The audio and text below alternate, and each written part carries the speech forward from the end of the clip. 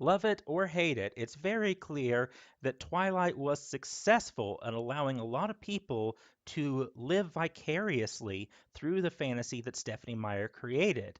And it is built on a successful interpretation of forms of wish fulfillment that the target audience and some people outside the target audience had. In order to understand how to successfully use this and what it says about people, I think it is useful to take a look at how the author achieved this. Regardless of whether you like Twilight or don't, or it's a mixed bag for you where you like some things but have some issues with it. I mean, I've got a list of critiques of this thing. I still think it's useful to look at how the wish fulfillment was embodied in the story and what it says about people and culture. And to do this, I'm going to actually compare it to how harem stories function, particularly harem anime, as well as the basic principles of wish fulfillment. Now, I know a lot of people could deride wish fulfillment as something that shouldn't be in high literature or what have you. But if you look at the Western canon, there is so much wish fulfillment and pettiness and attempts to instruct and indoctrinate to particular points of view that I find such a claim to be somewhat fallacious and self important. There's a great deal of masturbatory self indulgence in literature. So I've got to give this one to Meyer. In the end, I find the simple dismissal of a story because it includes wish fulfillment as somewhat peevish and not really worthy of a literary analyst in any shape or form. I think it better that we take a work on its own merits and critique it where it doesn't quite live up to said merits. So, without more bluster on my part, let's dive into the fantasy and wish fulfillment that fuels the Twilight series. And when I'm saying fantasy in this case, I'm not merely referring to a fantasy world, I'm talking about the illusion that it allows you to partake in. The fantasy in its entirety, not just a genre. Our main character, Bella Swan, is a center point of the construction of this work. She is both an audience surrogate and an author surrogate. Now, an author surrogate is a character who is intended and constructed to be someone that the author uses either as an avatar of their own will or who voices the author's opinions and experiences or views. An audience surrogate is the character who often voices an audience's concerns, acts the way the audience would, is someone who shares the audience's morality, or asks the questions the audience would ask, thus being a tool to fill in the audience. The fact that Bella knows nothing of the supernatural world allows the audience to be filled in on it. We get it explained to us alongside Bella Swan. And this is one of the many uses of the audience surrogate. Heck, Watson from Sherlock Holmes is an audience surrogate in that regard.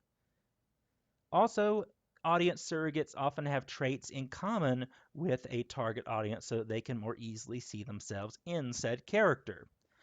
What character traits does Bella Swan have that we're introduced to early on with her character?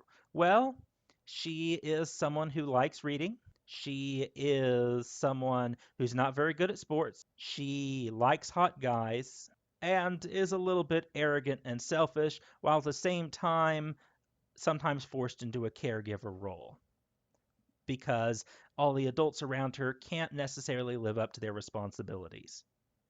How many teenage girls do you think could pick up this book and see one of those traits as being something that they have in common? And there aren't a lot of character traits that could turn off said readers that make them go, oh, well, that's not me.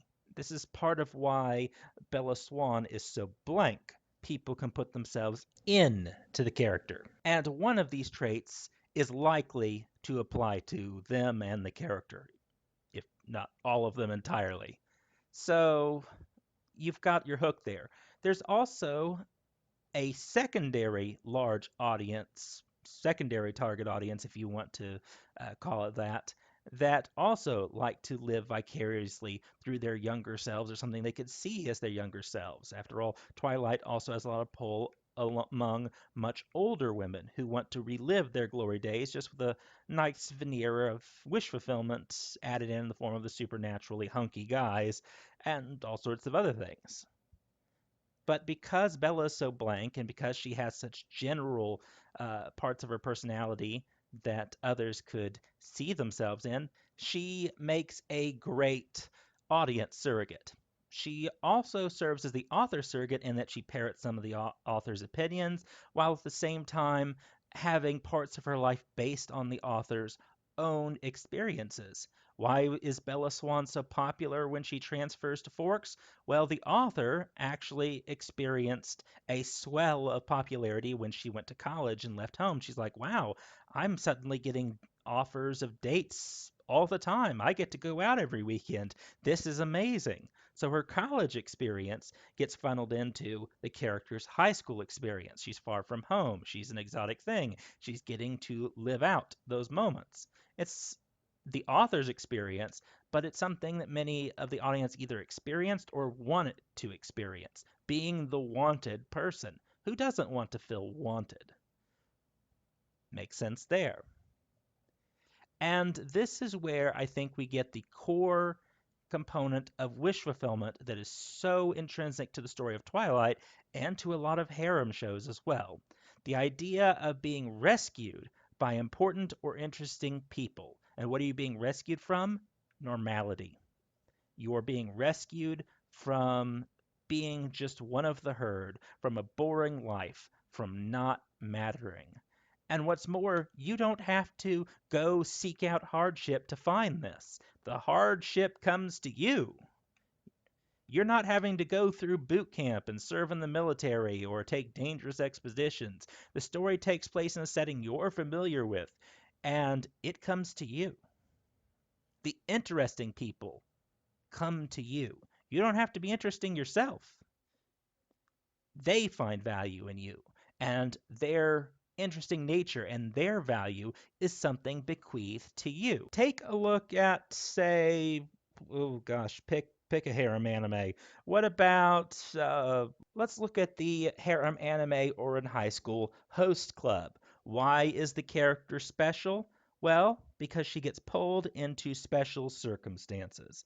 And all of the characters around her exist to show how special she is now that she gets the opportunity to be around these people. And they constantly hold her up, even as conflicts come along to pull her down. This is essentially what goes on in Twilight. Interesting people come into Bella's life, and through them, she discovers she was special all along. Like with the not being someone the vampires can use their powers on, depending on the power, and being the key to their victory in New Dawn, and being the person who eventually gets to have the half vampire offspring. She is revealed to be special, but because the special came to her.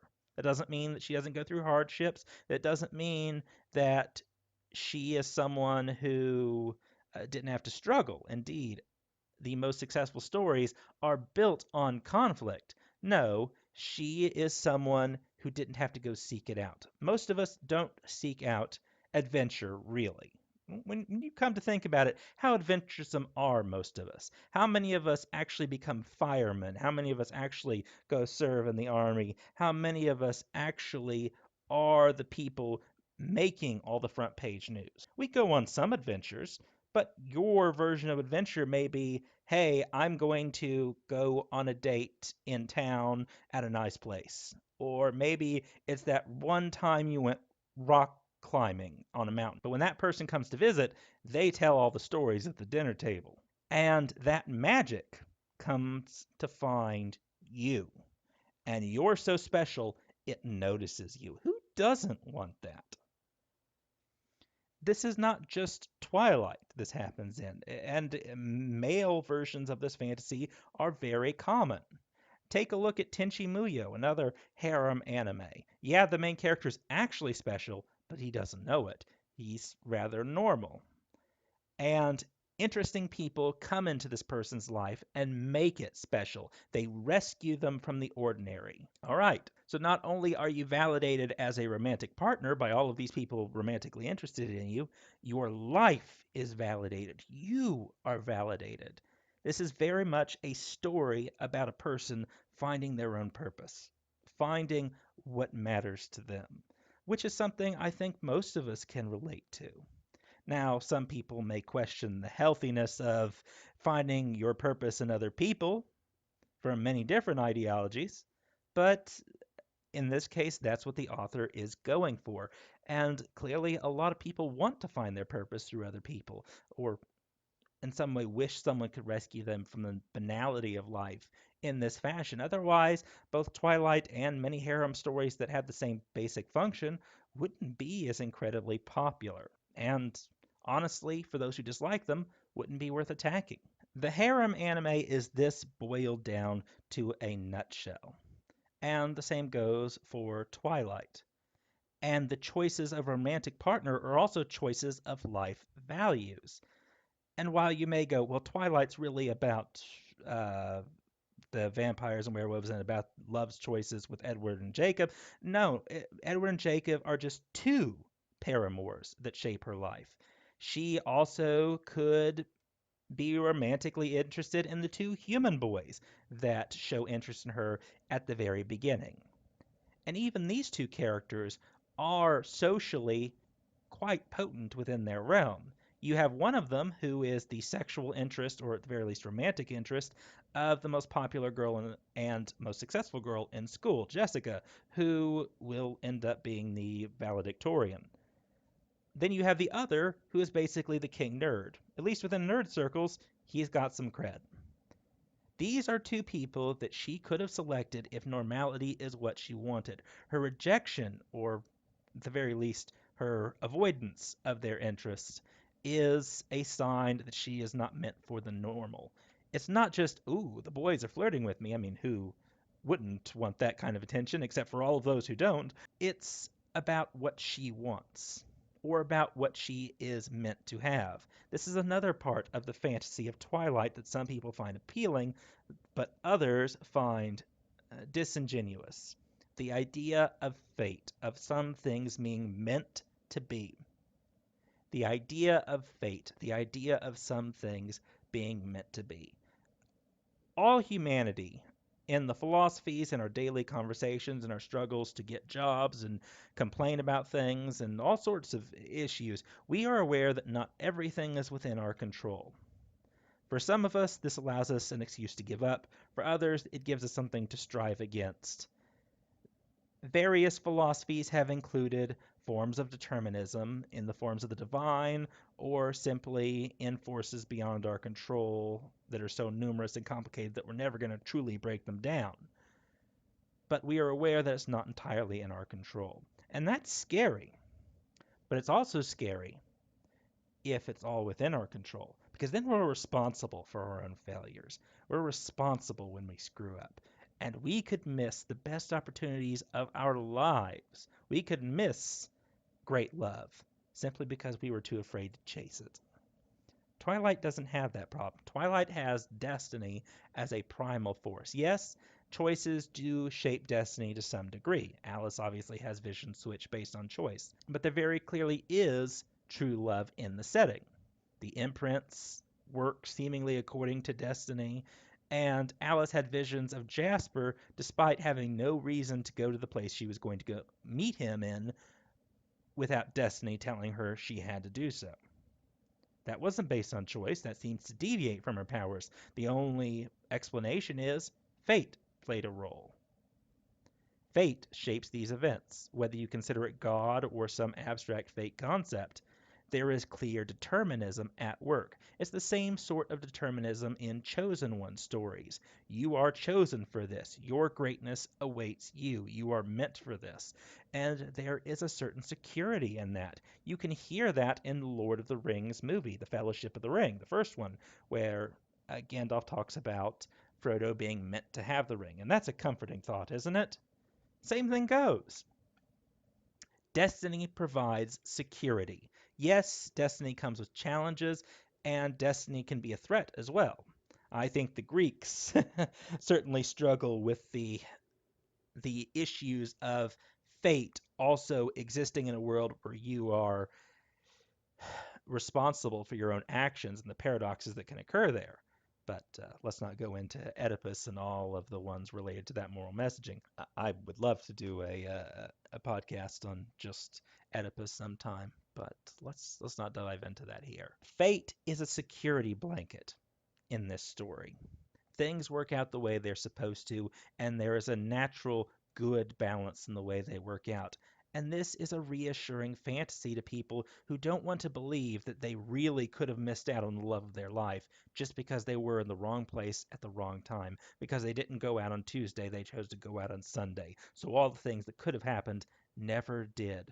For all the people who are afraid of missing out on things because of their choices, fate is a convenient security blanket. And that's also a part of harem anime and harem stories in general as well. The characters are seemingly fated to meet. There are things already at work that force events to happen. That's not to say character choice doesn't matter, it's just buoyed with something of a safety net that allows us to find comfort in our world. Yes, anyone who wants to tear down the curtain and look behind it can go, well, clearly the author's molding everything. So it's all happening according to will. But if we want to indulge in the fantasy, we don't. Another interesting element within Twilight and within harem fiction is the importance we place upon certain traits in potential mates. Both men and women tend to look for certain things, and those certain things may be based very much on cultural values as well as certain individual needs. General rules of thumb may not apply to every person, obviously. Anyone who goes, all men are this, all women are this, is almost certain to find an example where that is not the case. Be wary of overgeneralization. But regardless of what culture we're working in, you will still see that the members of a harem or the romantic partners or potential partners that a character has to choose from in a romantic story have something we value, either culturally as a society or individualistically, based often on the author or creator's tastes. Let's look at the paramours in the series Tenchi Muyo. The principal paramour, the first one introduced, is Ryoko, who is a dangerous space pirate. She's a wild thing, but she is also super gorgeous. She is someone that others fear, but she is also something of a lout. She's crude, she's rude, she does all the socially unacceptable things. So, why is this character appealing if she doesn't do socially acceptable things? Well, there is the appeal of the wild girl, the one that has to be tamed. That is exactly what Ryoko is. I think you can't get more dangerous than someone like that. But she's got a hidden soft side, too, that is very common in characters of that nature. And you can find this in all sorts of stories where you have a dark, seemingly dangerous woman who really has a softer side if you can get to know her. Just check out Morrigan in Dragon Age. The male equivalent of this also appears in a lot of harem stories and in even Twilight. You have two dangerous men in the form of Edward and Jacob, who in some way require her civilizing presence. And that can have its own undertones considering the relationships in question. But Edward is dangerous to her. He's thrilling in that way. Jacob is wild and untamed, yet he's devoted to her. She can be the one to save them and tame them and reach their softer sides, reach what is walled off. So there is an appeal there. Let's look at the second character in the Tenchi Muyo series, Ayeka. She's almost always the one that follows up with Ryoko, besides Universe, which is somewhat different in that Miyoshi is the second one introduced. Ayeka is the exact opposite. She's civilized. She's high social status. She is the domestic queen, although she's not necessarily a good cook in at least one of the shows. But she has all of the aspects of the civilized, logical choice wife socially. And you can see this difference present in both of the characters. Edward is the civilized, sociable choice in many senses. He comes from a wealthy family. That family is well respected, even within vampire circles. However, there is an opposite paradigm with Jacob. Jacob's also high status because of his bloodline. He's just high status in a different social group. Yes, he's poor, but he's rugged and handsome, and he's got all of the necessities of a good provider. So both of these characters are in their own way high status. Same thing goes with the two principal women in Tenchi Muyo. Then you have the lesser love interests, characters who you know are not going to make it, but who, in some way, shape, or form, are of interest to the story. These could include Washu and Mihoshi. Anyway, I'm going to leave that one behind. You have the same thing with the tertiary love interests in Bella's case, none of whom are going to get her, but still offer something. This isn't just related to the paramours in question. This is related to the person's values, how they measure their own value based on their partner. Not only does it show what we want in a partner, it shows what tends to be considered attractive. Almost all of the love interests in these wish fulfillment stories will be high status in some way, shape, or form. They will be physically attractive, and they will have something to offer that people could see themselves wanting. In addition, they often let the storyteller shape a narrative through the romantic relationship that the reader or viewer may want to believe. The bad girls can be saved, the bad boys can be saved. True love is out there. You've got someone who's going to love you when you grow old and gray, or there's a way to escape growing old and gray. Each of these characters can offer us something. That may sound cynical, making love seem purely selfish, but many relationships are built on selfishness, and indeed, some of the healthiest ones can be built on mutual selfishness and selflessness. So take that for what it is. I find it interesting in how it relates to the shaping of the work. And also the way that Twilight tries to avoid dealing with heartache or dealing with the consequences of love being lost. Jacob is basically given the booby prize. It turns out to be what he wanted all along, so it all works out. So you don't have to deal with the inevitable consequences of when the triad or harem breaks up. It all works out. Now, it doesn't work out for everyone in the Twilight series. Clearly, there's a vampire from Alaska that has a very bad fate at the hands of the Volturi, but we don't care about her because she's the narc. Other people cannot have their happy endings, but the important ones, they get their happy ending. This is reflective in the very nature of the fantasies that allow us to escape and be important. As for someone to be important, other people are less important. Not everyone's Commander Shepard. Not everyone is Bella Swan. And not everyone gets this happy ending, but you can. And it's this inherent specialness that is bestowed upon you that is a core element of what I bring it back to. You being rescued from normality. You are special because of what this other world brings you, but you turn out to be special all along. You are worthy of love. You are worthy of the adventure. You are worthy of success. And how stories and fantasies and wish fulfillment tales handle this, I think, is what determines which of them are good and which of them are bad, depending on, of course, what parameters you want to bring to good or bad. Entire morality tales are built on wish fulfillment.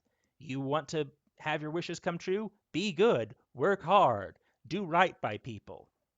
And the story shapes what right is.